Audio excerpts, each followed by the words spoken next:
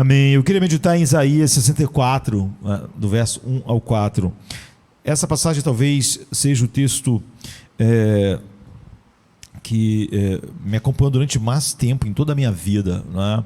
Isaías 64 é o primeiro capítulo da Bíblia que eu decorei inteiro por causa disso. E eu preguei para a igreja semana após semana durante a maior parte da minha vida adulta, durante 30 anos, não é? Então,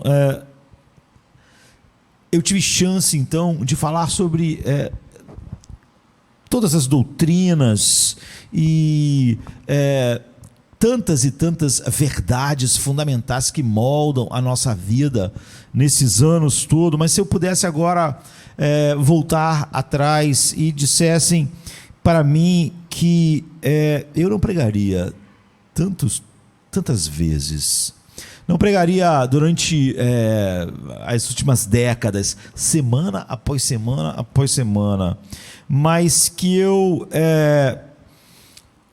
que eu diria se eu tivesse que pregar uma única vez? Se eu tivesse que, em vez de falar tantas vezes, falar uma única vez, então o que eu falaria?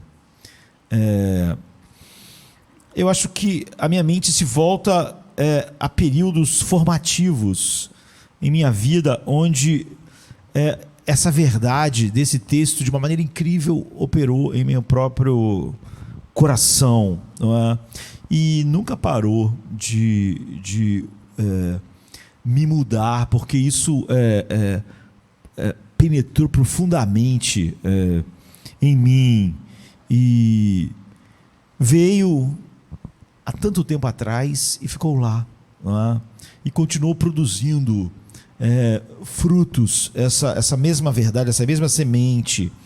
Eu tinha 22 anos e era pouco tempo casado, já que eu casei com 21 anos, e essas verdades estavam chegando a mim enquanto eu estava estudando a palavra de Deus.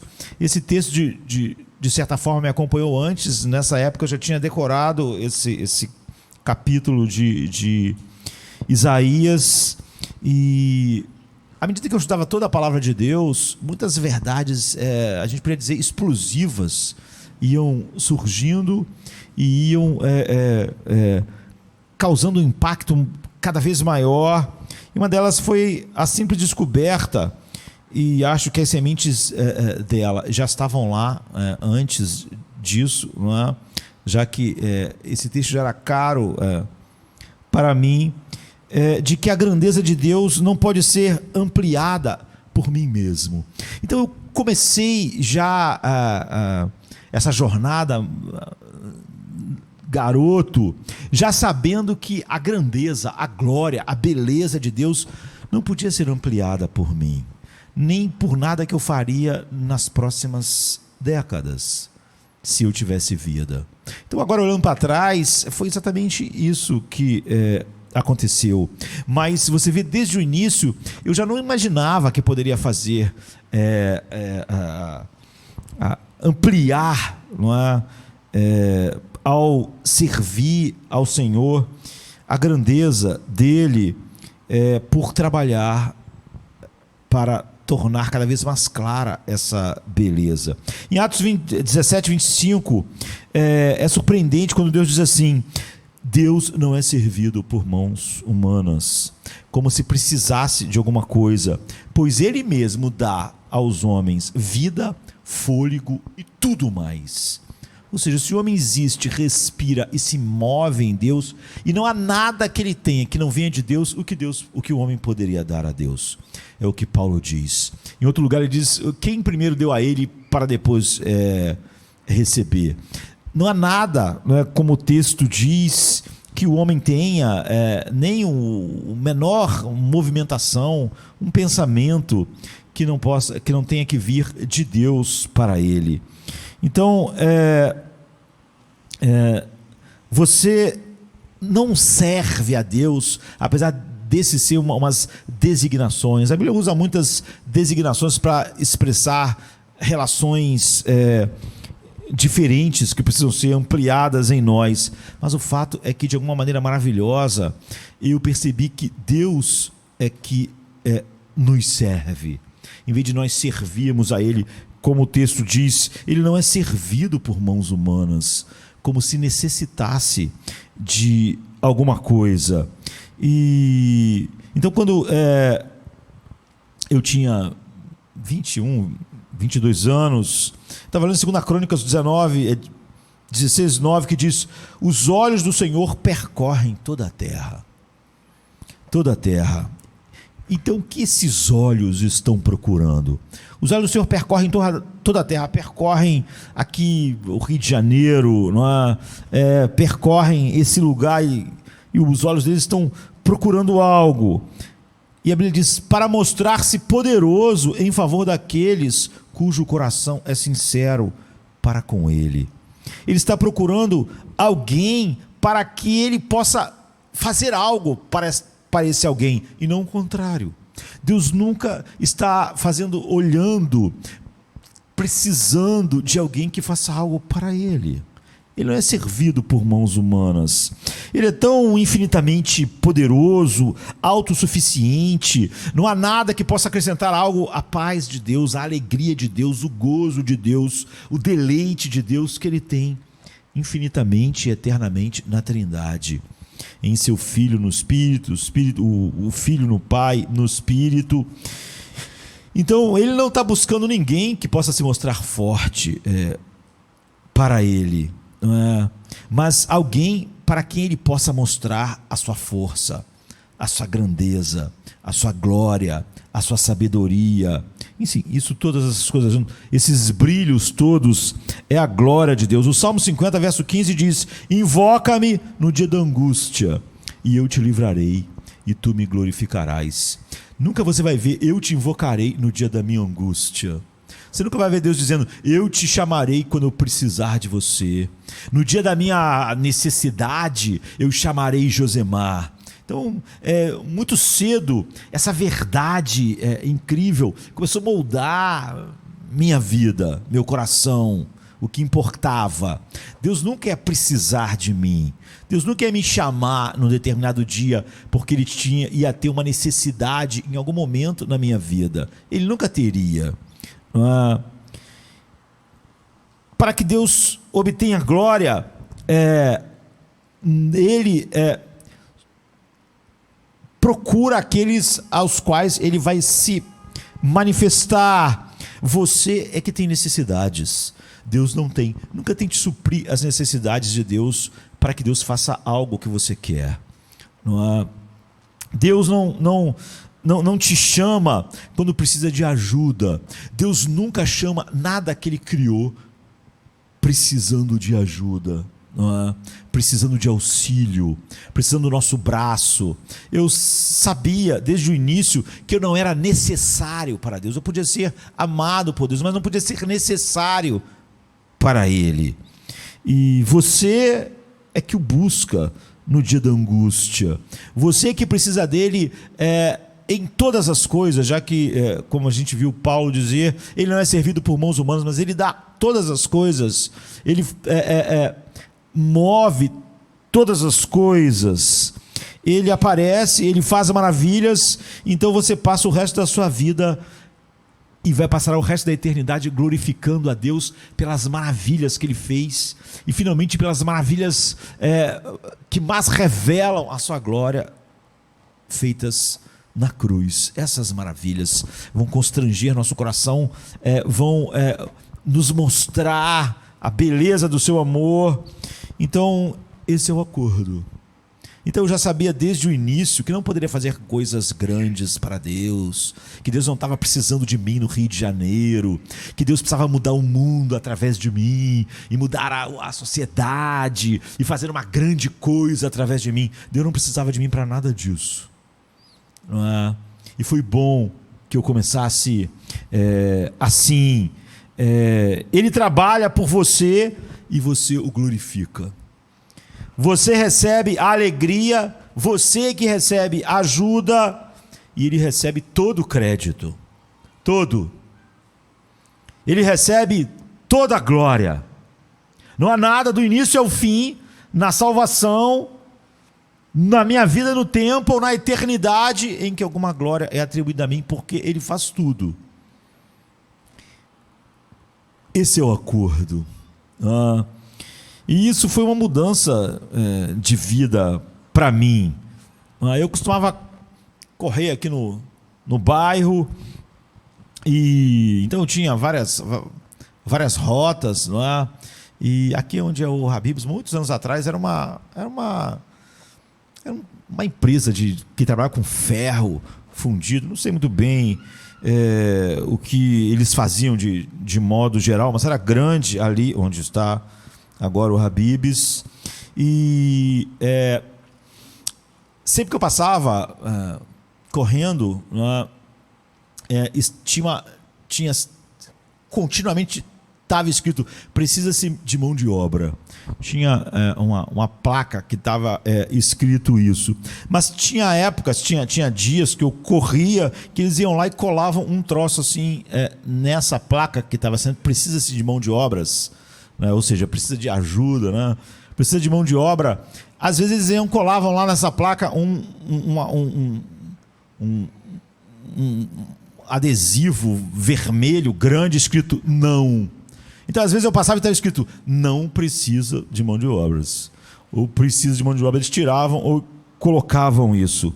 E toda vez que eu passava e aquele não vermelho estava colado na placa, não precisa de mão de obras, eu dizia para mim mesmo no meu coração: esse é o Evangelho. Isso é o Evangelho. Não é? Deus está sempre dizendo: não sou servido por mãos humanas, não preciso da sua mão de obra. E Deus nunca coloca uma placa de precisa-se de mão de obras.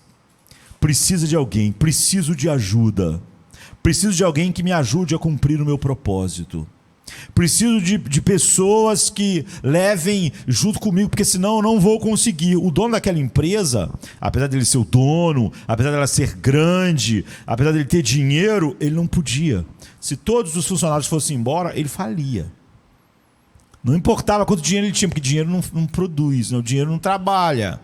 Ele precisava, apesar dos seus recursos, de mão de obra. Precisava de pessoas que ajudassem, que pegassem lá e moldassem aqueles ferro em alguma coisa que ele estivesse fazendo. Porque se todos os funcionários não aparecessem e ele não conseguisse mais mão de obra, então ele não tinha como fazer as coisas.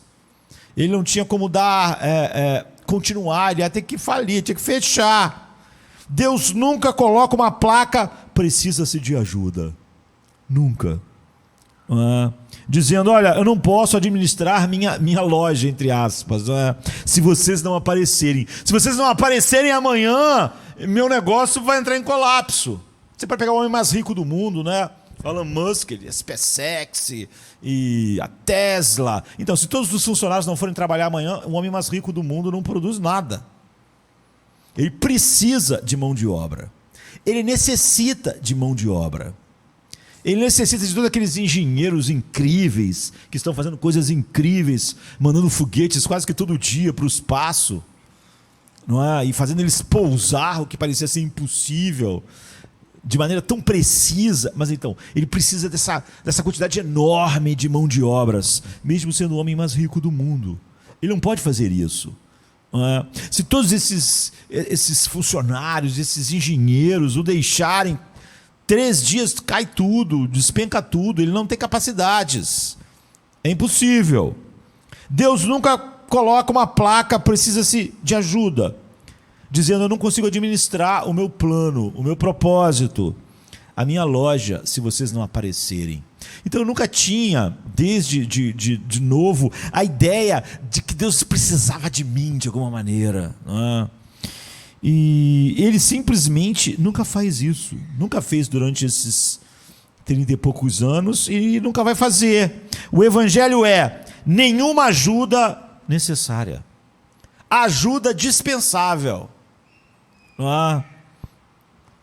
E nós podemos adicionar a essa imagem,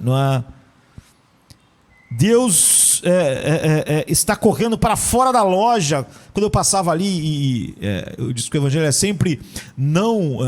Quando eles colocavam não na placa, né? Não precisa de mão de obra, ou várias vezes aquilo não estava colado lá. O evangelho está sempre colado. Mas eu diria que isso não é o evangelho. Eu passava e pensava, o evangelho não precisa de mão de obras.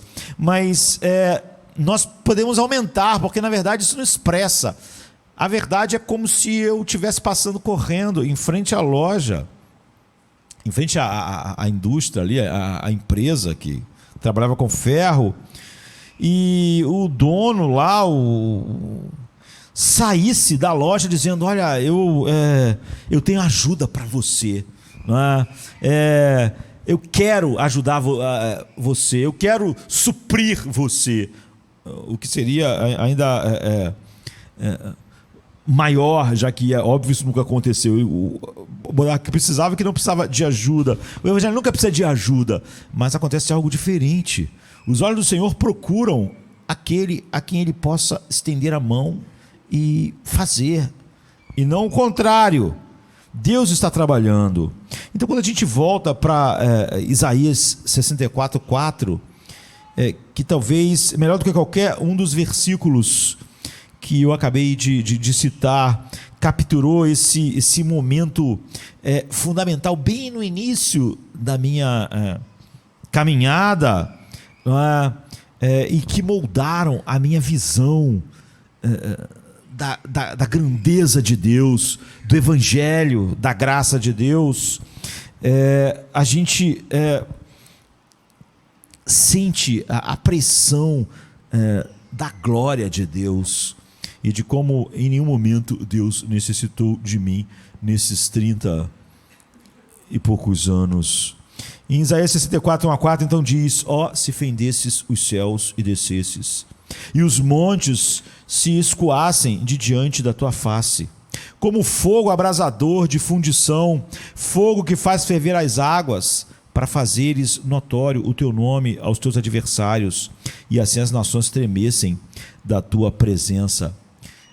Tem uma versão que eu acho mais linda, que diz: como quando os gravetos inflamam e fazem ferver a água, não é?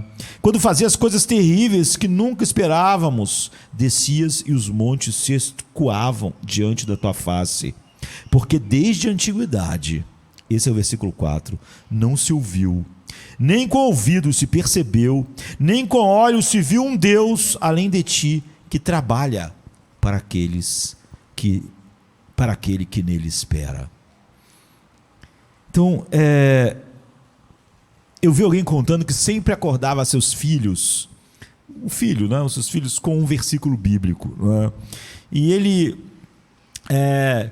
disse que um dos versos que ele mais usava para acordar seus filhos era o Salmo 20, versículo 7. Alguns confiam em carros e outros em cavalos, mas nós confiamos no nome do Senhor nosso Deus.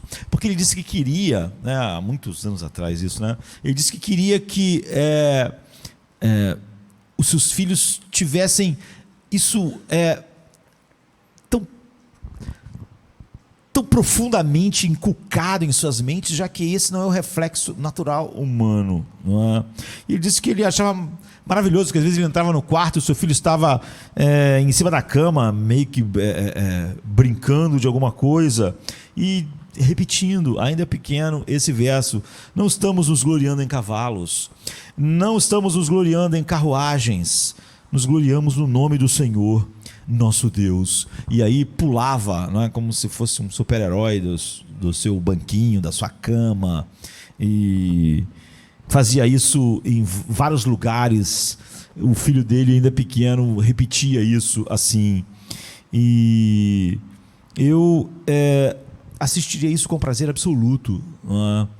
E se todos nós pudéssemos acordar com isso em mente e fazer disso um reflexo em nossas vidas, o que não é comum, porque eu acho que cada família nessa igreja e cada pessoa nessa igreja deveria ter uma bandeira hasteada sobre a sua vida, uma bandeira que fosse visível para todo mundo, né?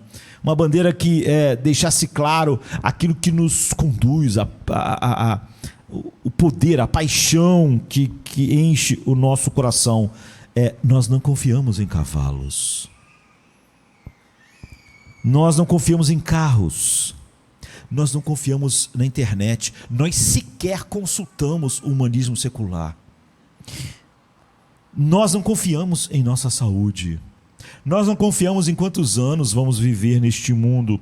Nós não confiamos em nossa inteligência e nem na inteligência de nenhum ser humano. Nós não confiamos no nosso trabalho. Não confiamos no nosso trabalho no qual nós servimos a Deus,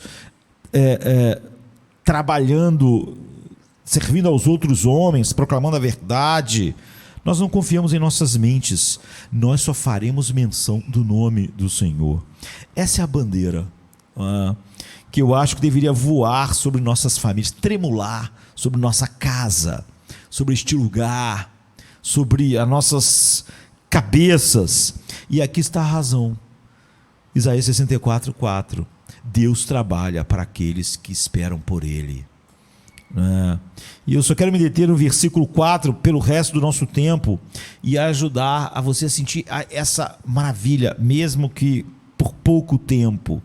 Então, olha novamente, diz: porque desde a antiguidade não se ouviu, nem com ouvido se percebeu, nem com olhos se viu um Deus além de ti que trabalha, serve, aquele que nele espera.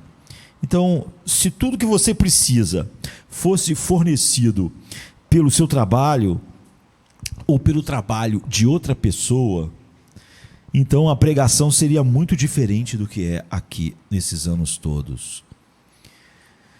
Se as coisas que você mais necessita dependem do trabalho, da mente, de algum ser humano ou daquilo que você realmente faz, então a nossa pregação seria muito diferente. E tudo que eu preguei seria diferente do que eu preguei nessas décadas. Nós celebraríamos você. Nós celebraríamos suas capacidades.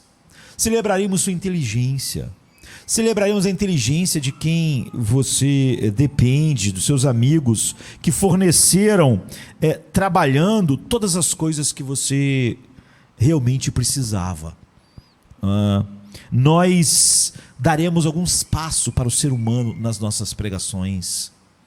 Nós daremos espaço para como essas pessoas trabalharam para Deus. Eu pregaria um outro conjunto completamente oposto de ideias. Eu pregaria sobre essas pessoas. Eu pregaria sobre o pensamento de alguns homens. Então, eu diria que as pessoas sejam exaltadas. E nós íamos cantar músicas para as pessoas. Nós íamos cantar a nossa alma quando estivesse feliz. A gente ia achar que devíamos cantar alguns versos para Freud. Mas isso não é verdade. Então, me deixe fazer algumas perguntas. Nós trabalhamos para ser criados? Você lembra de alguma coisa que você fez para ser criado? Para existir? Você lembra alguma coisa que outro ser humano fez para você ser criado? Fizemos nossos olhos para que pudéssemos ver? Eu estava lendo hoje de manhã, olhando para o meu iPad e estava pensando, eu posso ver. Você já fez isso? Você não aceitaria $1 milhão se alguém desse pelos seus olhos? Se alguém falasse, olha aqui, eu vou te dar esse dinheiro aqui, eu vou te dar isso, eu quero os seus olhos. Você diz, meus olhos não valem isso. Você não fez isso que você não venderia por nenhum preço, os seus olhos. Você não fez. Você não criou. Você não fez. Você não forneceu para você mesmo com nada que você fez. Você fez seus ouvidos para que você ouvisse os sons mais doces que você já ouviu.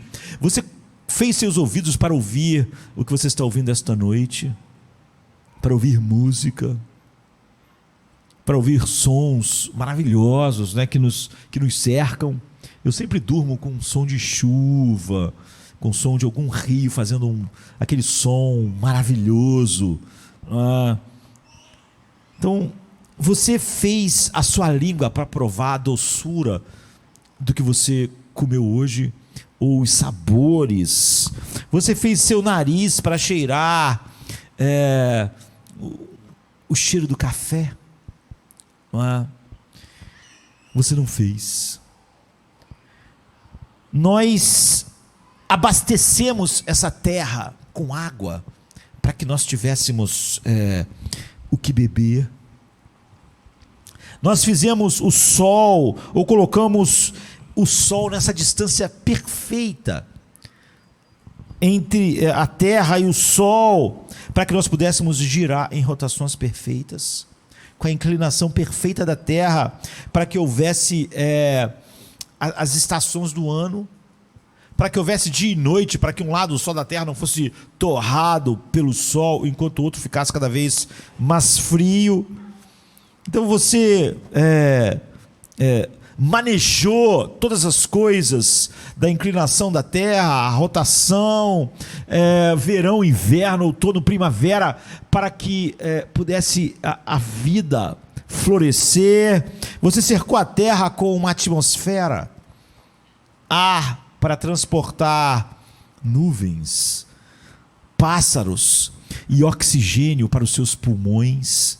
Na quantidade certa de oxigênio na atmosfera. Se tivesse um pouco mais de oxigênio na atmosfera, quando você acendesse um palito de fósforo, todo o planeta explodiria. Mas está lá, a quantidade perfeita. Você não fez isso. Nós pintamos o nascer do sol a cada manhã, ou o pôr do sol que surgem a cada dia. Não. Eles aparecem todo dia, constantemente. Sempre que eu vejo o pôr do sol ou o nascer do sol, e eu vejo essas duas coisas por causa do meu horário, que é diferente talvez de outras pessoas, mas sempre que eu vejo o pôr do sol, eu lembro que a cada minuto está acontecendo, a cada momento está acontecendo um pôr do sol ou um nascer do sol em algum lugar do mundo. Nesse instante, tem pessoas vendo o nascer do sol e o pôr do sol. E você sabe como o pôr do sol e o nascer do sol são lindos. E pensarmos que instante após instante Deus está fazendo um pôr do sol único. Porque não existe dois pôr do sol igual, né? Nem dois nascer do sol igual. Mas quando eu vejo o meu, eu sei que uma hora depois outras pessoas estão vendo o seu nascer do sol, e 2 horas depois outras pessoas. Então momentos assim que eu estou sentado lendo um livro e penso: alguém está vendo um pôr do sol agora, Deus. Alguém agora está vendo a beleza do nascer do sol. E há sempre um nascer do sol e sempre há um pôr do sol acontecendo em algum lugar no mundo, e Deus está fazendo cada um deles, e cada olho que os contempla. Você não tem nada a ver com aquela beleza, e ela atende profundamente às suas necessidades. Você não tem nada a ver com as maravilhas da água, e ela atende perfeitamente às suas necessidades. Então, essa beleza incrível do pôr do sol, do nascer do sol, você não tem nada a ver com essa maravilha, mas atende não só aspectos da beleza, mas as necessidades que esse mundo tem, que nós temos, de tudo que temos. Se isso não acontecesse exatamente como acontece, nada mais seria possível. Mas ainda assim, Deus não faz só aquilo acontecer porque é necessário. Ele ainda enche aquilo de beleza, e ainda me deu olhos para ver. E quando morremos, o nosso trabalho, o que fizemos, não impedirá nada do que Deus continua fazendo de maneira contínua. E nós tornamos possível para Deus nos equipar para que os nossos pecados fossem tirados de nós. Nós ajudamos de alguma forma para tirar nosso medo, nossa dor, nossa culpa, enquanto vivemos, e nós ajudaremos de alguma forma nossos corpos serem glorificados? Não. Todas as respostas são não. São não o tempo inteiro. Quanto mais eu olhava para maravilhas, mais eu via que eu não tinha nada a ver com elas. No sentido de que nenhuma delas precisavam de mim, ou eu cooperei de alguma maneira. Em outras palavras, todas as coisas de que eu mais preciso e amo, eu não fiz. Eu não faço, eu não posso fazer, incluindo a coisa final e mais bela de todas, a cruz, onde o mesmo Deus que fez todas essas coisas, veio Ele mesmo fazer o impensável. Nós não conseguimos as coisas, nosso trabalho não é a chave, o que a gente faz não é a chave. Isso desde cedo pode ser o chão. Por isso que eu disse, eu preguei muitas coisas, mas se eu tivesse que pregar uma única coisa, se eu soubesse, essa é a única vez que você vai pregar, então era para que eu traria as pessoas. Nosso trabalho não é a chave, o trabalho de nós dos próximos anos não é a chave. Nós vimos hoje de manhã dizendo como João Batista morre com 30 anos, nós pensamos, quanto ele poderia fazer para Deus? É só porque você acha que realmente ele poderia fazer algo para Deus, mas ele nunca fez algo para Deus. Deus fez algo para João Batista. Nós só pensamos que alguém, se vivesse mais um pouco, poderia fazer mais, porque nós acreditamos realmente que aquelas pessoas estavam fazendo algo, que Deus estava sendo servido pelas mãos delas, mas ele não estava. A maravilha da vida de João Batista é o que Deus fez por ele. O chamou, o escolheu, o fez nascer, deu a ele uma mente, olhos, deu o seu espírito, abriu o seu coração, fez ele conhecê-lo, fez ele ser aquele que preparava o caminho do seu próprio filho. Então quando ele vai com 30 anos, você pensa, quanta coisa ele podia fazer ainda para Deus, porque você acha que ele ficou 30 anos fazendo coisas para Deus, mas ele não fez. Deus fez coisas por João Batista. E quando ele morreu com 30 anos, Deus não parou de fazer as coisas que ele estava fazendo para ele. Deus fez coisas maiores ainda, incríveis, que ele está desfrutando. Mas nem quando estava aqui no mundo, nem vivendo todas essas coisas que Deus preparou para ele, Deus está recebendo nada de João Batista, nem de Paulo, nem de mim. Isso fazia eu começar a minha vida de uma maneira muito diferente daquelas pessoas que acham que vão fazer grandes coisas para Deus e vão fazer mudanças dramáticas. Nós realmente achamos que Lutero fez a reforma,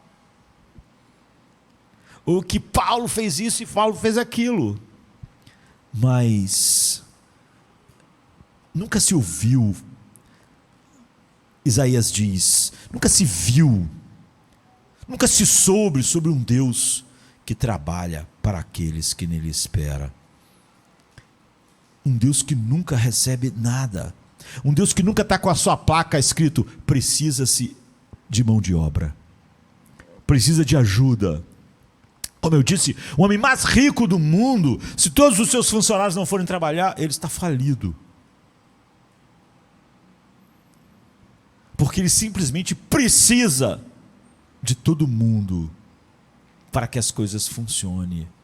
Nunca pense em Deus assim, a olhar para a igreja, a olhar para o que Deus está fazendo.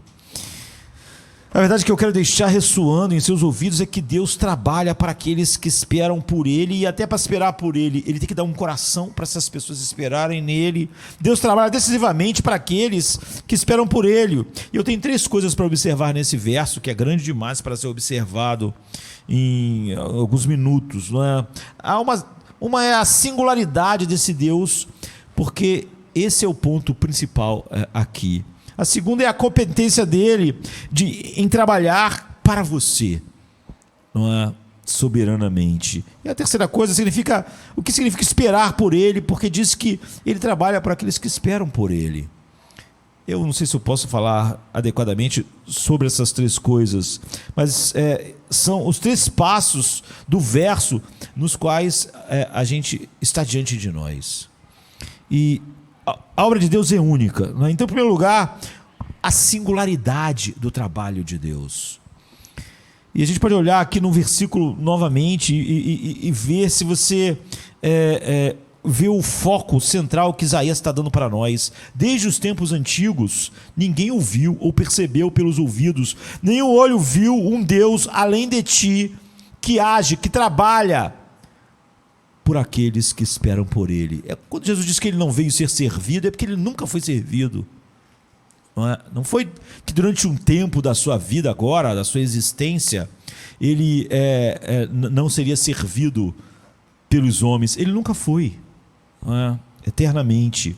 Então nenhum olho viu um Deus que age assim, porque simplesmente não existe. Você não pode ver um porque não há um Deus como esse.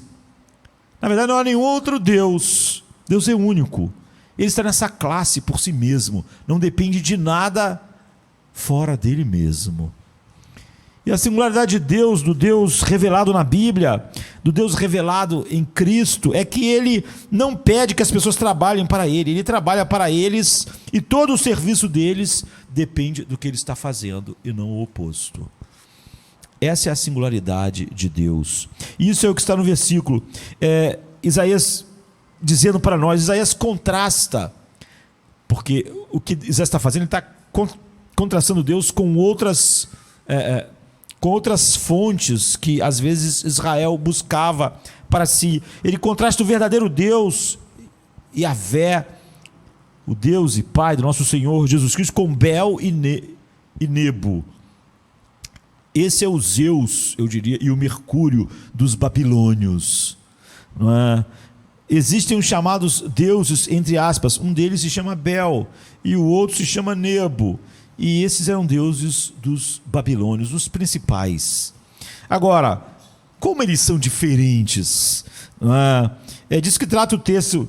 Se você ler os primeiros 4 versos do capítulo 46 de Isaías, e você pergunta qual é a diferença entre o Deus de Isaías 64 para esse Deus. Isaías diz assim: Bel está abatido, Nebo se encurvou, os seus ídolos são postos sobre os animais e sobre as feras. As cargas dos vossos fardos são canseiras para as feras já cansadas. Ou seja, os animais já estão cansados, você ainda bota um Bel e Nebo sobre eles. Juntamente se encurvaram e se abateram, não puderam livrar-se da carga, mas a sua alma entrou em cativeiro. Ouvi-me, ó casa de Jacó, e todos o restante da casa de Israel, vós a quem trouxe nos braços desde o ventre. Formei vocês no ventre, e sois levados desde a madre, do útero, e até a velhice. Eu serei o mesmo, e ainda até as cães eu vou carregar vocês. Você está vendo? Nebo e Bel têm que ser carregados, mas eu carrego vocês, sustentei vocês, formando vocês no ventre, sustentei vocês no útero, carrego vocês, vou carregar vocês quando os cabelos estiverem grisalhos e vocês velhos, vou levar vocês até o fim, eu carrego vocês, vocês não me carregam. Até a velhice eu serei o mesmo, e ainda até as cães, os cabelos brancos, eu vos carregarei. Eu vos fiz, e eu vos levarei, e eu vos trarei, e vos livrarei. Vocês vão chegar ao fim, porque eu carreguei vocês o tempo todo, criei vocês, sustentei vocês, levei vocês, vocês não me levam, não fazem nada. Qual é o contraste em mim? Deixe-me dar a você novamente, começando no verso 3, que foram gerados por mim desde antes do seu nascimento, existem na minha mente desde sempre, foram carregados por mim ainda no útero, e quando os cabelos estiverem grisalhos, eu ainda estarei carregando vocês, eu fiz e eu vou levar vocês, eu carregarei, eu salvarei. Bel e Nebo, você vê o que eles estão fazendo. Eles não estão fazendo nada, eles são carregados.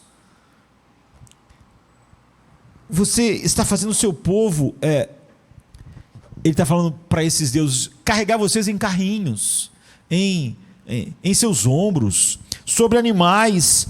Todos os deuses do mundo, exceto o Deus eterno, Pai, Filho e Espírito Santo, são um fardo para os homens. Todos os ídolos são um fardo para os homens. Só o Deus eterno pode dizer: eu sou o descanso. Vocês encontram descanso em mim, encontram paz em mim. Porque o caminho da salvação em qualquer religião que flui do homem, ou irreligião, é trabalho esmagador, não é? Porque o homem toma para ele coisas que ele não pode fazer, e aquilo esmaga até o desespero, a depressão, a morte.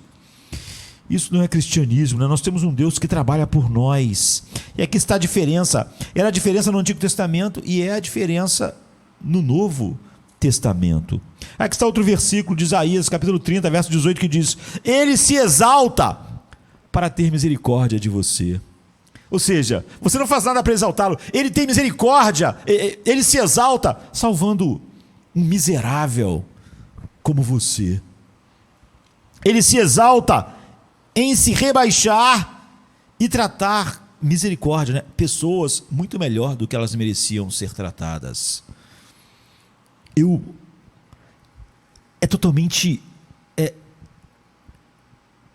Fica totalmente encantado o nosso coração com um Deus assim. Eu amo um Deus assim.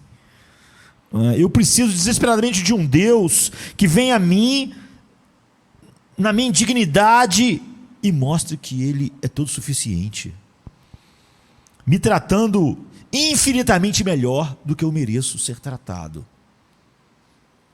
Um Deus que dependesse de mim estaria na direção do fracasso. Um evangelho que dependesse de mim e não eu dependesse totalmente dele, estaria no caminho do fracasso, como está todas as ideias do homem para fazer desse mundo algo melhor do que um inferno, um proto-inferno, como ele é.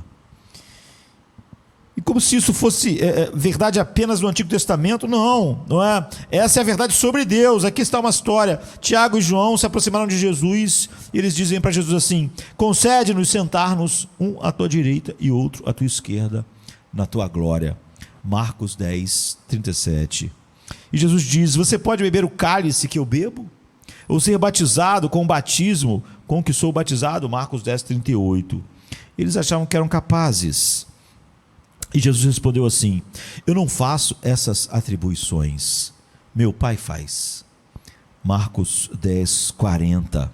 Mas o assentar-se à minha direita ou à minha esquerda não me pertence a mim concedê-lo, mas isso é para aqueles a quem está reservado. Nesse ponto, os outros 10 discípulos entenderam o que estava acontecendo, e eles ficaram indignados, né? Porque eles pensaram: caramba, eles estão querendo ficar no melhor lugar do que nós.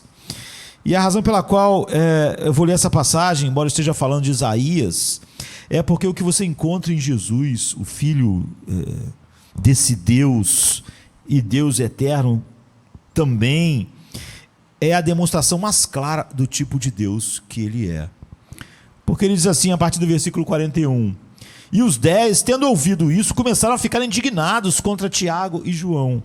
Mas Jesus, chamando-os a si, disse para eles: sabeis que os que julgam ser príncipes dos gentios, deles se assenhoriam, e os seus grandes usam de autoridade sobre eles.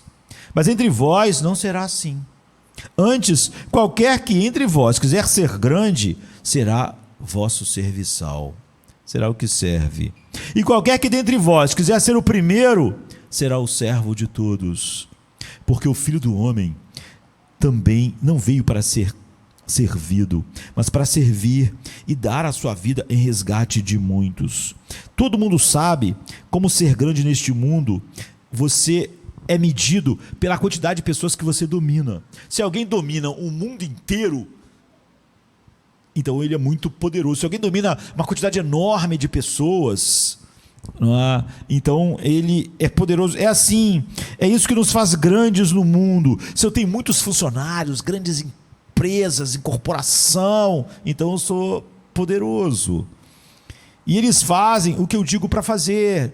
E eles dependem, eu dependo que eles façam isso, para que todo o mecanismo funcione. Como eu estava falando no início, se todas as pessoas não fossem trabalhar naquela empresa que eu passava correndo, e às vezes estava precisamos de mão de obra ou não precisamos de mão de obra, aquilo acabava, falia. Eles atendem às minhas necessidades, eles me servem. Eu sou visto como grande por causa da quantidade de pessoas que me servem. Isso é verdade, mas é assim que o mundo faz. Jesus sabe que aqueles que são considerados governantes dos gentios, e ele fala isso, dominam sobre eles, e os seus considerados grandes homens exercem autoridade sobre eles. Ele diz, mas não será assim entre vós. Mas quem quiser ser grande entre vocês deve ser seu servo, e quem quiser ser o primeiro, então, entre vocês deve ser o servo de todos. Pois nem o Filho do Homem veio para ser servido, mas para servir e dar a sua vida em resgate de muitos. Então deixe isso penetrar. Eu não vi reunir servos. Eu não sou servido por nada.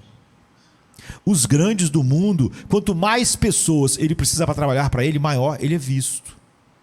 Ele, para a empresa dele funcionar, precisa de 50 mil funcionários, 1 milhão de funcionários. Ele é visto como grande, porque ele precisa desses 1 milhão para funcionar aquilo que ele quer ou que ele tem. Eu não preciso de nada.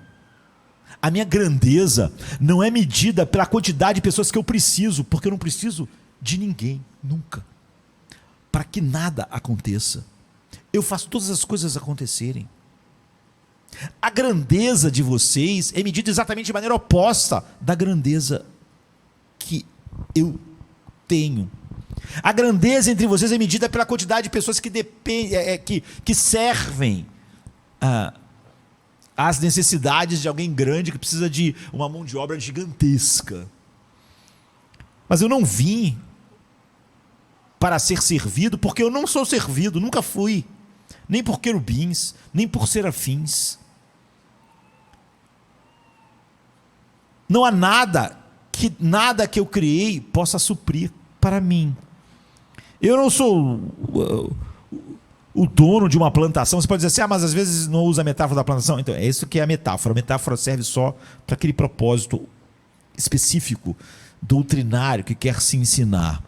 Então, eu não sou um dono de plantação, que se as pessoas não vão trabalhar, então as coisas ficam no pé, estragam e eu estou quebrado. Eu não vim buscar uma força de trabalho sobre a qual pudesse exercer minha autoridade para eu ser grande. Isso não é minha grandeza. O Filho do Homem não veio para ser servido, mas para servir e dar a sua vida em resgate de muitos. É assim que você vê a grandeza do que Isaías estava dizendo. Porque desde a antiguidade não se ouviu, nem se com ouvido se percebeu, nem com os olhos se viu um Deus além de ti que trabalha para aquele que nele espera. Mesmo quando o trabalho é morrer numa cruz. Ele trabalha, ele faz, porque ninguém poderia fazer. Quem já viu um Deus assim, que não só trabalha para aqueles que esperam por ele, mas faz um trabalho inimaginável, mas doloroso, está sendo esmagado pela ira infinita de Deus, a saber, a morte na cruz. Mostre-me o que você pode dar a Ele, o que você pode dar a Cristo, o que você pode fazer por Ele, como Ele pode ser servido por você. Se você é um objeto infinito da ira, só não vai estar debaixo dessa ira por causa do que Ele fez. O que você pode acrescentar a Ele? A glória dele é exatamente salvar alguém tão indigno como você é. E não, a glória dele não é o que você pode fazer por ele, porque você não pode fazer nada por ele. Então, se você tem alguma ideia do que você possa fazer para Cristo? Você pode, depois do culto, nomear para mim qualquer coisa que realmente se encaixe aí. Ou, se você conhece um Salvador e que pode reivindicar uma ideia humana, que pode reivindicar aquilo que está sendo reivindicado aqui, não necessita de nada. Alguém que tem perfeita paz, perfeita alegria, perfeito tudo, não vindo de fora e nem de nenhuma coisa, mas perfeitamente em si mesmo, por si mesmo, e que não precisa receber nada de ninguém, nada, nenhum pensamento humano, nenhuma religião humana. Ninguém sequer pensou num Deus assim, num verdadeiro Deus. Somente aqui, na palavra de Deus e em Cristo, você tem um Deus que envia o seu Filho, e é isso que ele quis dizer em Isaías 64. Eu não vim para ser servido, porque eu nunca fui servido. Eu estou indo para servir aqueles que o Pai decidiu conceder isso. Eu vou dar minha vida. Não há nada que você possa fazer para se salvar. Nada, do início ao fim. Como ele está dizendo aqui no texto, eu carreguei vocês na madre, ao nascer, ao ficarem com os cabelos brancos, eu levei vocês, vocês não me carregaram.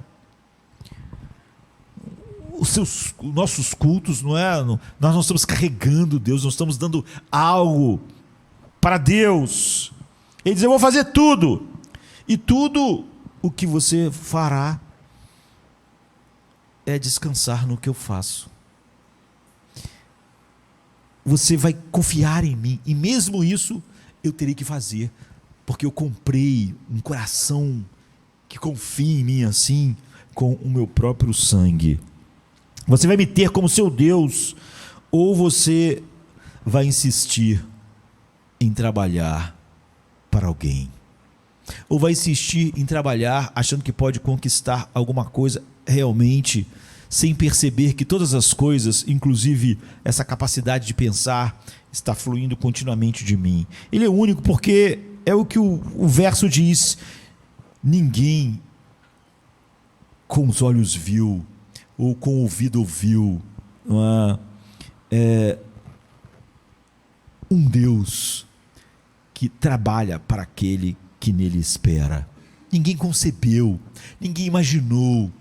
Sempre que o homem imaginou algo, ele imaginou ele podendo fazer algo para Deus e podendo receber algo em troca. A mente humana nunca concebeu um Deus que não é servido por nada e não precisa de nada, e nunca será servido por nenhuma das suas criaturas, nem necessitará delas para nada, agora e na eternidade. Porque não há nenhum outro Deus, não é? A não ser esse. Jesus é a expressão exata disso, mas claramente, mais poderosamente, Jesus é comparável na demonstração do que Deus é trabalhando para você. Você olha para o Evangelho, você olha para a cruz e você não vê você, a não ser chegando.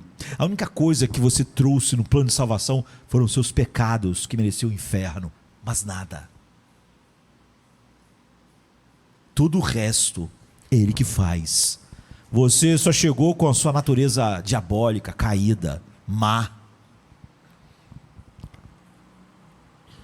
A obra de Deus, queridos,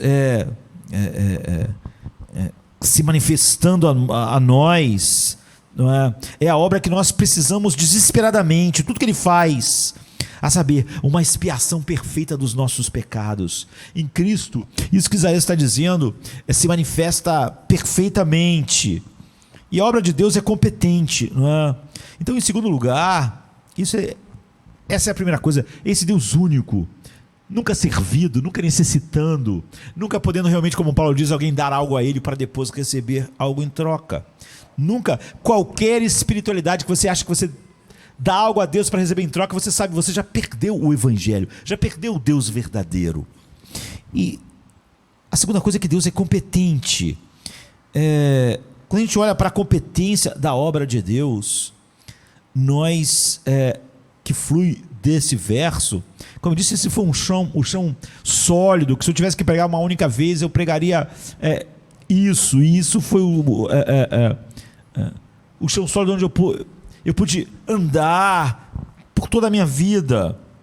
E fora disso, nós só temos areia movediça. Em segundo lugar, olhe para a competência de Deus, não é? Eu não gosto de trabalho incompetente, não é? E acho que ninguém gosta, não é? Eu tinha uma goteira lá em casa, várias pessoas foram lá fazer aquilo, e aquilo continuava. Depois de um certo tempo, chovia, a goteira aparecia de novo. É simplesmente irritante. Trabalhos incompetentes nos deixam loucos, não é? E é óbvio que nós não gostaríamos de um Deus incompetente.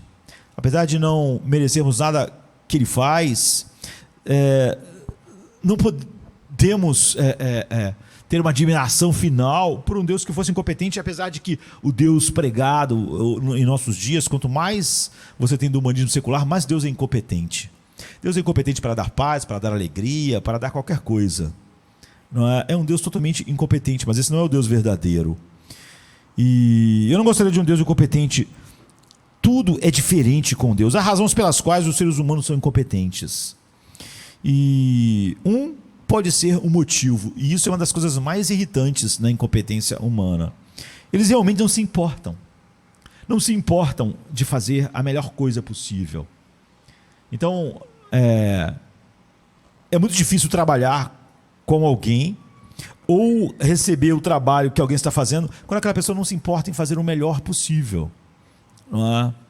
Eu estou sempre pensando em como eu posso fazer o melhor possível com o que eu tenho, com a tecnologia que eu tenho, na música aqui, em casa, em tudo que eu faço. E é óbvio que há muitas pessoas que vão lá, igual a goteira lá, que nunca era resolvida por várias pessoas. E o motivo era que muitas pessoas não se importam. Eles são apenas trabalhadores, eles nem gostam do chefe, eles nem gostam do que eles estão fazendo.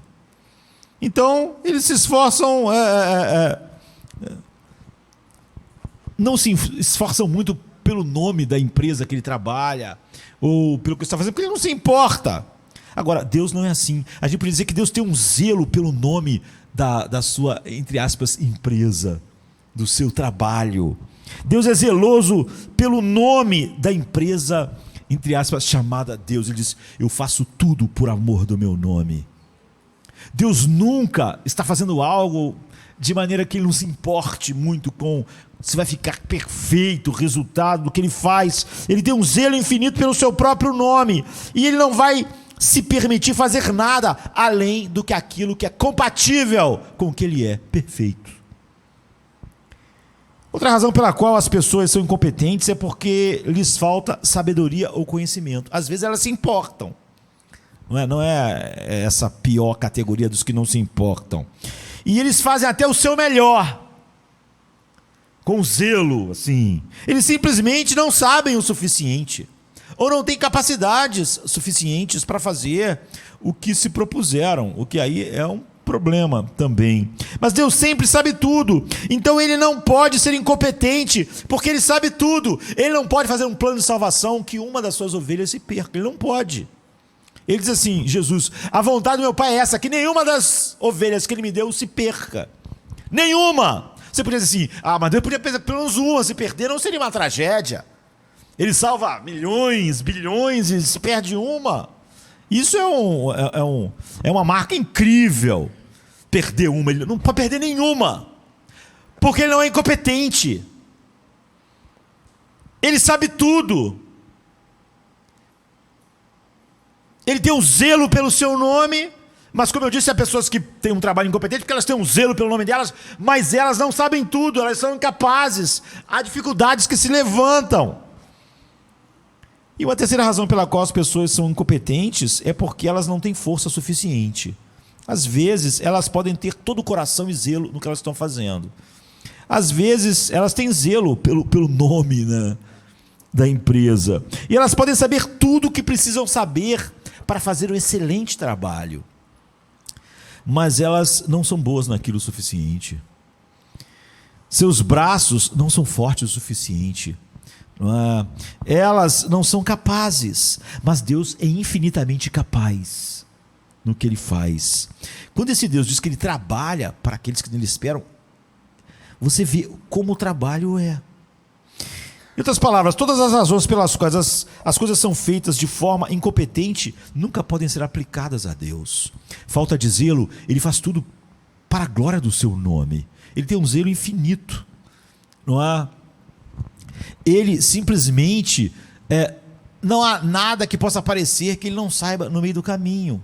E Ele tem o poder infinito para fazer isso. Toda a obra de Deus então é perfeita, é o que a Bíblia diz. Ele é Deus. Isso é o que significa ser Deus.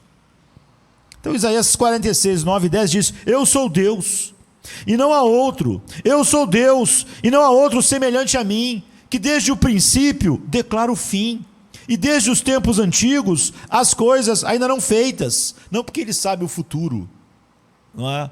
Porque muitas pessoas acham que Deus sabe o futuro e faz escolhas, mas quem estaria definindo o futuro que Ele sabe? As pessoas lá no futuro estariam respirando, se movendo e existindo em quem? Deus não sabe o futuro porque Ele tem uma bola de cristal. Ele sabe o futuro por essa razão. Eu sou Deus e não há outro, eu sou Deus e não há outro semelhante a mim, que desde o princípio declara o fim. Por quê? As coisas que ainda não foram feitas, dizendo: o meu propósito permanecerá e eu cumprirei toda a minha vontade. É por isso que Ele sabe o futuro. O futuro é o que Ele determinou, é o propósito dEle. E Ele diz: eu vou fazer exatamente como eu planejei. E operando Deus, quem impedirá? Deus não sabe o futuro como um vidente. Deus sabe o futuro como o futuro é simplesmente o que Ele decretou fazer.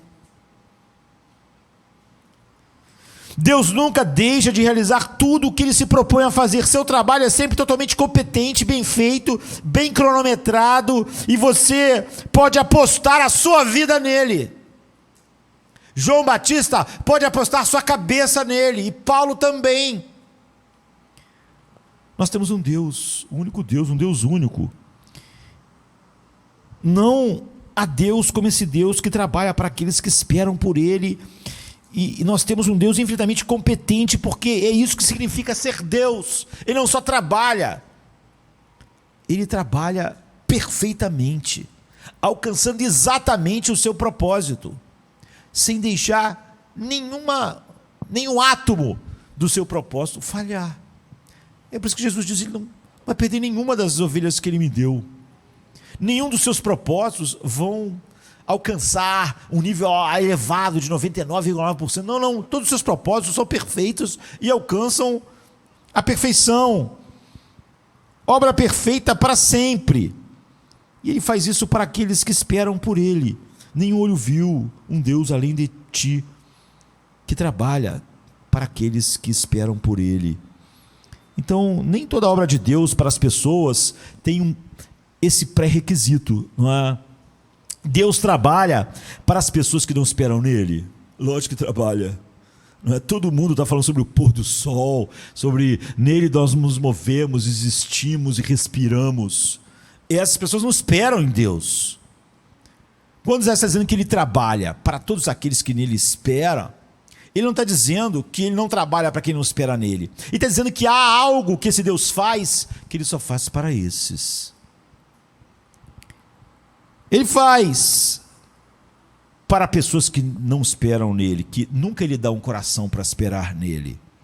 Mas há uma distinção. Aqui está um versículo que me faz refletir sobre isso em Atos 14:16. Nas gerações passadas, Ele permitiu que todas as nações andassem em seus próprios caminhos. No entanto, Ele não se deixou sem testemunho, pois faz o bem a todos, dando-vos chuva do céu e estações frutíferas, saciando os seus corações. Aqui está algo incrível: com comida e alegria. Podia dizer só comida, né? Fez o sol nascer, faz todas as coisas dele, eles se movem, e Ele dá a eles comida. Não, mas Ele diz mais, não é? Saciando os corações deles, de todas as nações, todos os homens, com comida e alegria. Estes não são as pessoas que o conheciam ou foram levadas a amá-lo, mas ele dá a elas comida e alegria. O que a Bíblia está dizendo é o seguinte: a alegria que uma pessoa que nunca pensa nele tem em ser pai, ele está dando. A alegria que uma mãe tem em seu filho, ela não tem nenhuma relação com Deus. Essa alegria é Deus que está dando. Todas as alegrias, no pôr do sol, na vida, na juventude, no alimento, todas as alegrias é Deus que está dando. É óbvio que isso só aumenta a culpa humana, mas Ele está dando comida e alegria a todos os homens. É isso que é chamado de graça comum. Deus está olhando para a área metropolitana do Rio de Janeiro, e o sol nasceu nessa cidade esta manhã, e nós estamos já no final do dia. Aconteceu tantas coisas incríveis com a vida de todas as pessoas, mas a maioria não teve um pensamento sobre Deus hoje. Ele foi ignorado. Ele fez isso por essa cidade. Ele fez isso em milhões de lugares no dia de hoje. Ele faz isso todo dia. É óbvio que Deus trabalha para pessoas que não esperam e nem o amam. Mas não é disso que esse verso está falando, né? Esse verso está falando sobre um tipo diferente de trabalho, um tipo de trabalho que Deus faz apenas para aqueles que esperam nele, que aquietam o seu coração na obra perfeita que Ele fez, se deleitam nela e esperam só pelo que Ele faz, e não tem nenhuma ilusão de que está fazendo alguma coisa. Nenhum olho viu um Deus além de ti que trabalha em especial salvando, ajudando, fortalecendo, preservando, adotando, salvando, reconciliando, fazendo perseverar até o fim, dando alegria, dando paz, dando um gozo em si mesmo, levando para participar da comunhão da Trindade, da paz da Trindade, da alegria da Trindade, do amor da Trindade. Esse é o fruto que o Espírito Santo produz. Então, a grande questão é: o que isso significa? O que significa esperar em Deus? O nosso tempo acabou.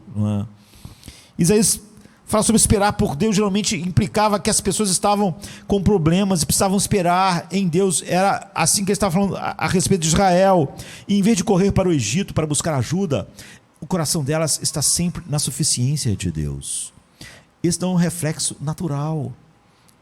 Isaías 31:1 diz assim: ai dos que descem ao Egito em busca de ajuda e confiam em cavalos, que confiam em carros, porque são muitos, e em cavaleiros, porque são muito fortes, mas não olham para o Senhor, o Santo de Israel, nem consultam o seu Deus. Então, o primeiro significado aqui, eu não posso explorar todos os significados que há aqui, mas esse primeiro significado de esperar pelo Senhor que eu vou dar é que o seu primeiro reflexo, quando você espera em Deus, nunca é o Egito.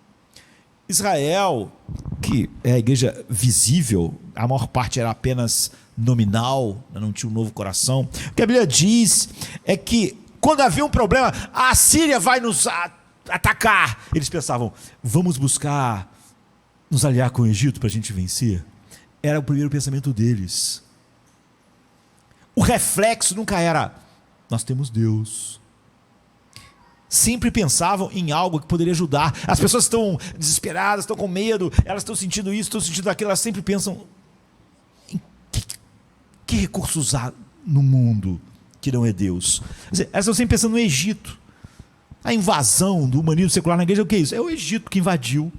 As pessoas, quando pensaram que elas precisavam de uma alegria, elas não pensaram em Deus.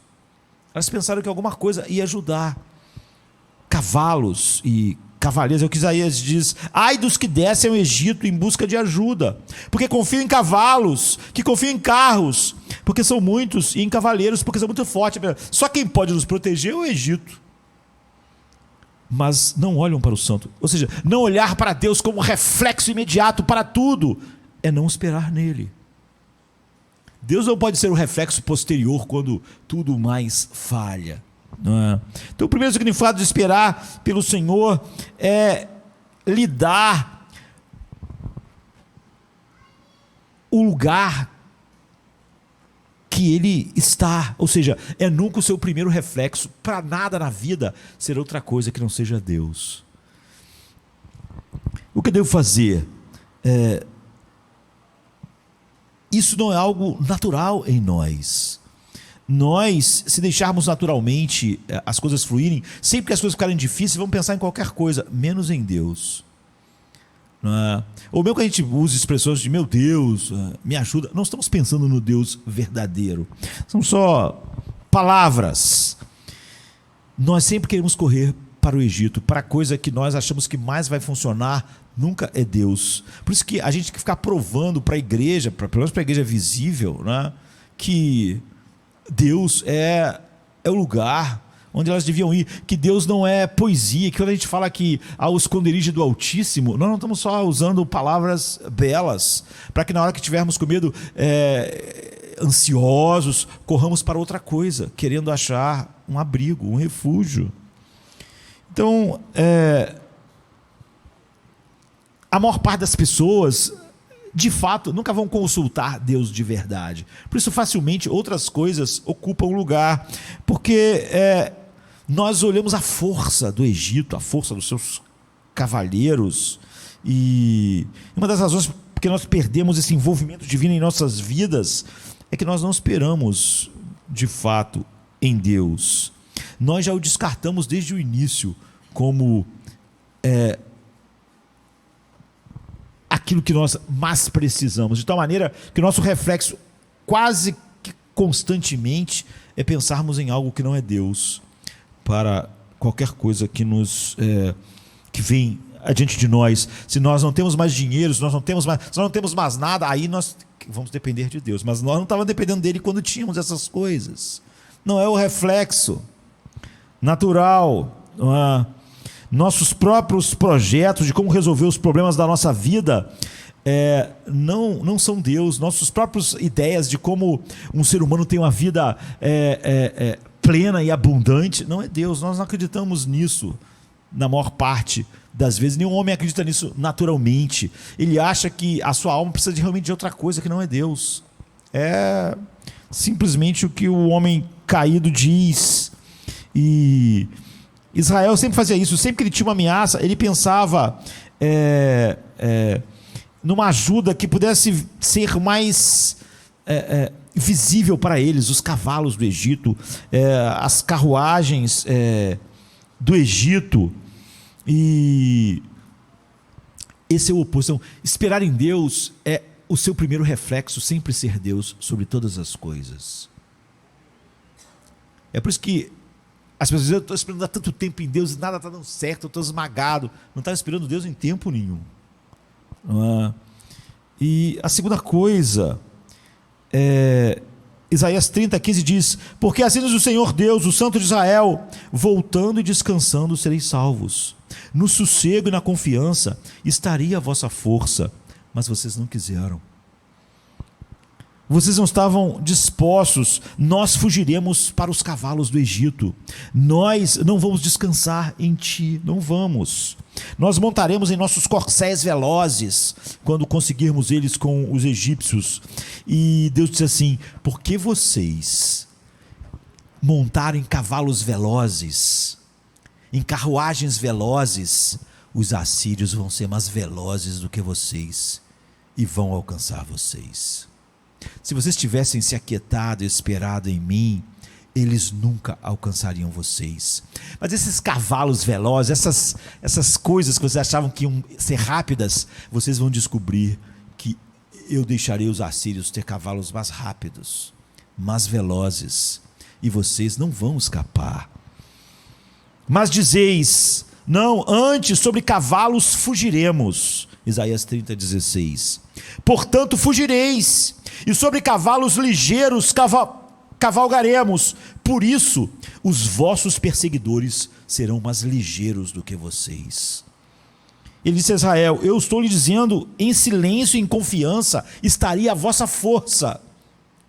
indo lá para o Salmo, né? Em se aquietar e saber que eu sou Deus, estaria a vossa força. Mas eles disseram, não, nós arrumamos um cavalo rápido para fugir. Nós assumimos o controle, nós só precisávamos de uma máquina forte, da tecnologia certa, da sabedoria humana aplicada num cavalo veloz, numa carruagem veloz para nós escaparmos, ninguém vai poder nos pegar.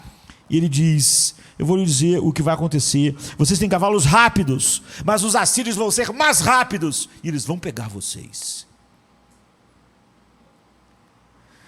Então não jogue fora o conselho de Deus de ficar quieto e esperar que Ele continue trabalhando por você.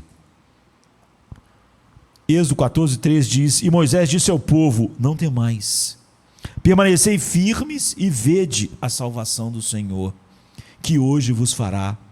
Para os egípcios que você vê hoje, você nunca mais verá. Mas está dizendo, sabe os egípcios que vocês estão vendo agora, vocês nunca mais vão ver eles. O Senhor lutará por você e você só precisa ficar em silêncio. E a segunda maneira pela qual você espera em Deus, você vê, a primeira é essa, é quando Deus faz um plano e faz você fazer algo. Ou seja, Ele faz um plano e faz algo através de você. Fique quieto. É uma maneira de esperar em Deus. E você gostaria de ver algumas coisas mudarem, não é? E às vezes Deus vai fazer coisas através de nós, mas ainda é Ele fazendo, não é? Às vezes Deus vai dizer, fique quieto e veja. Às vezes Ele vai dizer para Davi, vá para o campo e lute com Golias. Eu vou fazer a pedra atingir a sua testa. Eu vou dar a vitória, mas não por você ficar quieto, como eu fiz no Mar Vermelho. Você vai esperar em mim de outra forma. Você vai esperar em mim indo em direção ao gigante. Isso também é esperar em Deus. Eles estariam onde você os seus inimigos, simplesmente você não vai ficar em silêncio. Você vai fazer algo, mas ainda sou eu fazendo. Então você pode esperar em alguns momentos Deus vai mandar você simplesmente ficar quieto enquanto você nunca mais vai ver os egípcios. Hoje é a última vez. Ou então Ele vai fazer através de nós. É por isso que Paulo diz, contudo não eu, mas a graça de Deus em mim. Mas sempre foi Deus fazendo tudo, do início ao fim. Foi sempre Ele fazendo algo por nós, trabalhando por nós, e nunca nós fazendo algo para Deus. E isso é uma maneira em que nós esperamos, de uma maneira ou de outra, nós somos fortificados. No Salmo 33, 16, 17, depois 20, 22, diz assim, o rei não é salvo pelo seu grande exército, um guerreiro não é libertado por sua grande força, o cavalo de guerra é uma falsa esperança de salvação, e por seu grande poder não pode nos salvar. Nossa alma espera no Senhor, Ele é nossa ajuda e nosso escudo, pois nosso coração se alegra nele, porque confiamos em seu santo nome. Que o teu amor, ó Senhor, esteja sobre nós, assim como nós esperamos em ti. Provérbios 21, 31 diz, o cavalo está pronto para o dia da batalha, mas a vitória pertence ao Senhor. Deus chamou o seu povo para fazer uma guerra com frequência, para lutarmos contra as astutas ciladas do inimigo, para ficarmos firmes. E por quê? Porque Ele diz, eu vou lutar através de você. Eu posso lutar por você enquanto você fica parado. E eu posso lutar com Davi enquanto ele gira a funda. Eu guio aquela pedra. Eu dou a coragem para o menino. Eu derrubo o gigante. Mas faço isso através de Davi, quando eu quero. Davi está, quando desce para lutar com Golias, não pensando, agora é comigo. Ele está esperando em Deus. Ele diz, eu vou contra ti em nome do Senhor dos Exércitos, a quem tu tens ofendido. Essa é a maneira de esperar em Deus. Teu coração está pronto tanto para se aquietar, quanto para descer para a batalha, porque de uma maneira ou de outra, você vê que Deus está fazendo todas as coisas. E é isso que 1 Coríntios 15:10 diz para nós: pela graça de Deus eu sou o que sou, e sua graça para comigo não foi vã, pelo contrário, trabalhei muito mais do que qualquer um deles, embora não fosse eu, mas a graça de Deus que está comigo. Jesus vivo está trabalhando, está à direita do Pai, com o nosso nome em seu peitoral, está trabalhando em nós todas as coisas que Ele comprou com o seu sangue, através do Espírito que Ele enviou para nós, que é também um dos dons comprados com o seu sangue. E Deus está dizendo para nós: eu não sou servido por mãos humanas. Nunca se ouviu sobre um Deus, nem se viu, que trabalha para aqueles que esperam nele. Nós esperamos em Deus, nos aquietando, como Israel diante do Mar Vermelho, e deixando Deus fazer. E às vezes nós esperamos em Deus, indo em direção àquilo que Deus quer fazer através de nós, mas nós sabemos que só Deus trabalha.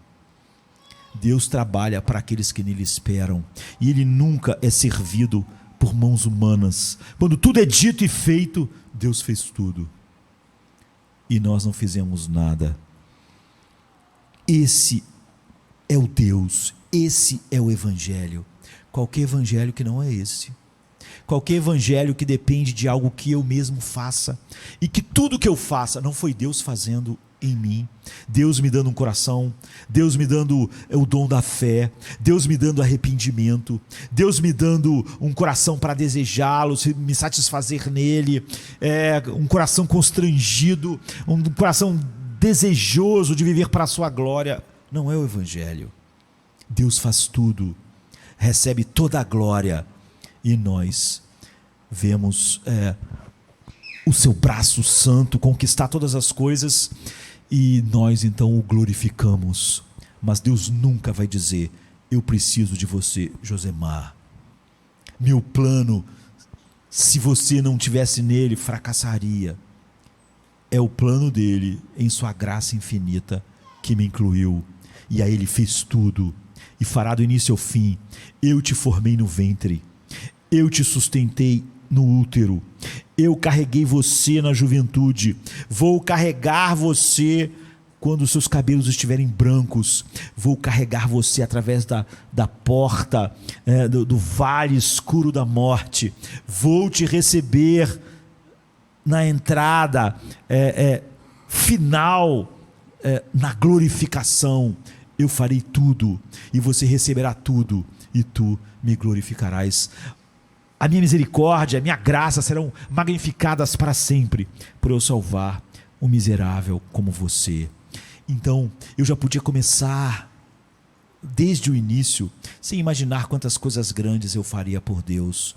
Mas desde o início eu poderia pensar que grandes coisas Deus tinha feito por mim, e isso me levava à alegria, à plenitude. Estamos alegres no que Deus faz, e Ele nunca parará de fazer, e Ele nunca vai precisar que eu realmente faça algo por Ele, nem na eternidade, nem agora e nem nunca.